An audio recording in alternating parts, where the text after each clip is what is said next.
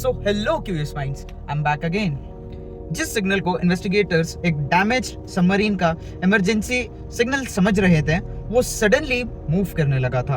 Problem सिर्फ इतनी नहीं थी कि सिग्नल समुंदर के सरफेस की तरफ नहीं जा रहा था, वो जा रहा था और भी ज्यादा गहरा।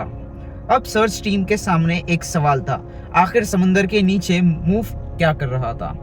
Welcome to Hidden Diaries. पिछला पार्ट तो आपने देख ही लिए होंगे, मैं डायरेक्टली कंटिन्यू करता हूँ। मिसिंग सबमरीन को डिसअपियर हुए काफी वक्त हो चुका था। सर्च वेसल भी अब उस रिमोट ओशन रीजन में कंटिन्यूअसली सोनार सिस्टम स्कैन कर रहे थे। हर स्कैन में हंड्रेड्स ऑफ ऑब्जेक्ट्स डिटेक्ट हो रहे थे, रॉक्स, अंडर वाटर फॉर्मेशन। लेकिन इन्वेस्टिगेटर्स को एक पर्टिकुलर सिग्नल पर फोकस करना पड़ा। वही मिस्टीरियस ट्रांसमीटर जो बार बार अपीयर हो रहा था और फिर डिसअपियर हो जाता। रात के वक्त कंट्रोल्ड वेसल पर ऑपरेटर्स मॉनिटरिंग कर रहे थे और सडनली डीप सिग्नल वापस आ गया, इस बार पहले से भी ज्यादा स्ट्रॉन्गर। ऑपरेटर्स ने रिकॉर्डिंग स्टार्ट की। सिग्नल्स कुछ सेकंड्स तक कंटिन्यू हुए, फिर साइलेंस। टीम ने कोऑर्डिनेट्स कंपेयर किया।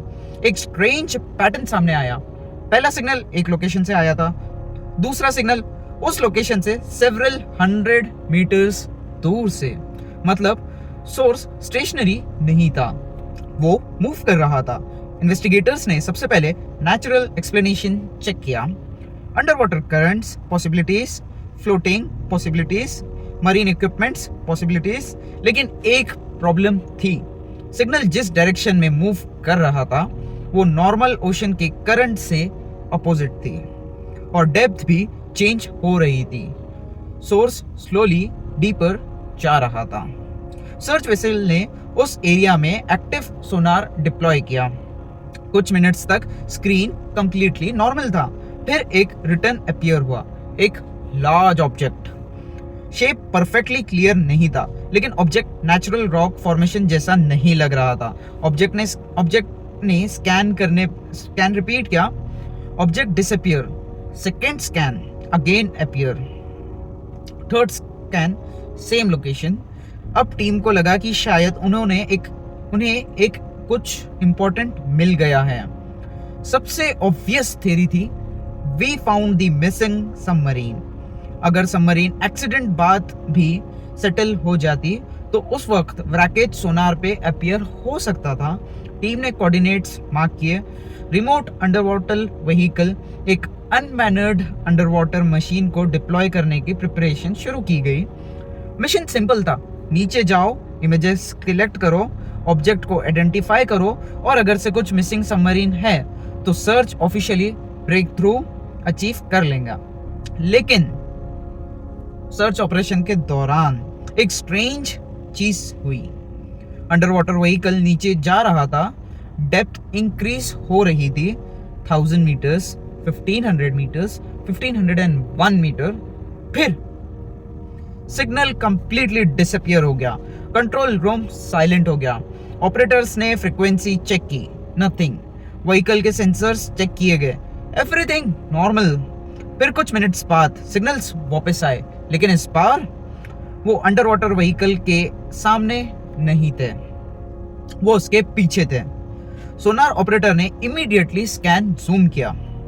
एक सेकेंड रिटर्न, फिर अनदर, फिर third. 3 different objects.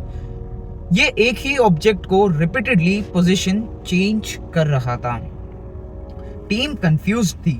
Remote vehicle को रिटर्न करने का ऑर्डर दिया गया। कैमरा एक्टिवेट हुआ। स्क्रीन पर सिर्फ ब्लैक वाटर था, नो ब्रेकेज, नो सबमरीन, बस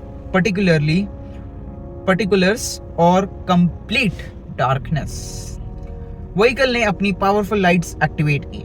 कैमरा के सामने कुछ मीटर्स तक विजिबिलिटी इंप्रूव हुई, बट नथिंग। व्हीकल आगे मूव हुआ, फिर कैमरे के एजेस पर एक मेटालिक सरफेस जैसा कुछ टच होता है। ऑपरेटर ने व्हीकल को स्टॉप कर दिया। ऑब्जेक्ट पर्टिकुलरली बरीड था, मेटालिक, लार्ज और उसके सरफेस पर कोरोजन के साइंस थे। टीम ने कैमरास को क्लोजर भेजा। जैसे जैसे इमेजेस क्लियर हुई, एक फेल्यूर स्ट्रक्चर सामने आने लगा। कर्व्ड मेटल हल, एक्सटीरियर पाइपिंग और एक डैमेज्ड सेक्शन। जो किसी अंडर वाटर वेसल का पार्ट हो सकता था। कंट्रोल रूम में एक्साइटमेंट स्प्रेड हो गई। अगर ये सबमरीन थी तो फाइनली मिस्ट्री सॉल्व हो सकती थी, लेकिन आइडेंटिफिकेशन मार्किंग्स विजिबल नहीं थी। Then the camera reach the rear section और वहां पे एक स्मॉल नंबर प्लेट जैसा स्ट्रक्चर दिख रहा था। ऑपरेटर्स ने इमेज कैप्चर किया, नंबर्स को एनहांस किया गया और जो डिजिट्स सामने आए उन्होंने एंटायर इन्वेस्टिगेशन को कंप्लीटली चेंज कर दिया था। वो numbers missing submarine identification numbers नहीं थे। टीम ने रिकॉर्ड्स दोबारा चेक किया, different navals, old records, research vessels सब चेक किया गया। नंबर्स मैच नहीं हुए। लेकिन इसका मतलब क्या था? अगर ऑब्जेक्ट मिसिंग सबमरीन नहीं था तो फिर ये अंडर वाटर वेसल क्या था? कंट्रोल रूम में एक ऑपरेटर ने सडनली कहा था, signal is back. Everyone looked at the monitor screen. Signal आ रहे थे, लेकिन अब वो व्रेकेज से नहीं आ रहे थे। वो सोर्स उनके अंडर वाटर व्हीकल के बिल्कुल पास में था। व्हीकल के सेंसर्स सडनली ओवरलोड होने लगे, कैमरा फीड डिस्ट्रॉयड हुई, इमेजेस ब्रेक होने लगे और फिर एक फाइनल कैप्चर हुआ। उस फ्रेम में डार्क वाटर के अंदर ब्रेकेज के पीछे एक दूसरा स्ट्रक्चर लग रहा था, मच लार्जर, मच डीपर, और उस पर एक फेंट लाइन ब्लिंक हो रही थी। टीम ने अंडर वाटर व्हीकल को इमीडिएटली रिजर्व करने के लिए ऑर्डर दिया गया, लेकिन व्हीकल मूव नहीं हुआ। कम्युनिकेशन अनस्टेबल हो गया, सिग्नल स्ट्रेंथ रैपिडली डिक्रीज होने लगी और मॉनिटरिंग स्क्रीन पर फाइनल सेट कोऑर्डिनेट्स अपीयर हुए थोड़े से इस बार। The signal wasn't coming from the wreckage, it was coming from somewhere. Below it, something was still transmitting, something that had been sitting in the darkness for years, and now it knew someone was listening. To be continued in next video. New video every day 7 AM 7 PM.